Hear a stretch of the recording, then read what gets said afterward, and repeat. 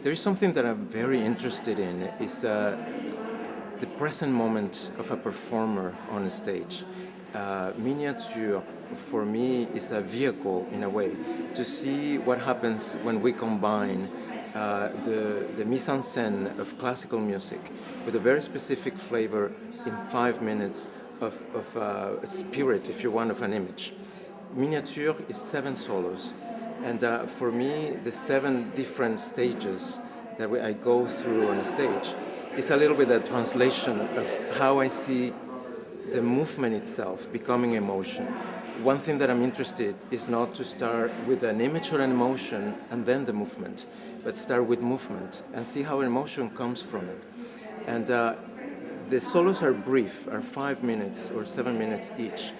And by starting with the movement, I try to see how can I use that present moment that I talk about to allow emotions to come, mostly to find that communication with the audience, to have that dialogue with the audience. Solo work allows that very much in a very raw way, because it's just the presence of the performer and the audience that is going to create that dynamic that either works or it doesn't. And that's a little bit the flavor and the emotion, the wonderfulness of doing solo show, that either works or it doesn't at all.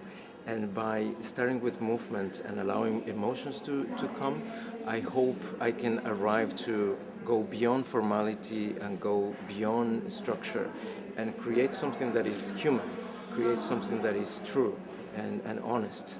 For me, it was really interesting when I saw the name of the festival, because it was almost as if someone was listening to me when I was working in the studio.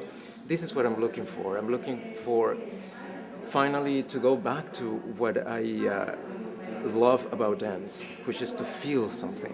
When I go to see dance in the theater, I like very much to understand from the heart and not necessarily from the head. I like my soul to be touched and later the intellectual side to come. So I hope my work does that, and I can see the festival is focusing very much in emotions and not necessarily in structure. And that's something I feel we need today in 2010. We need to go back to the humanness of dance.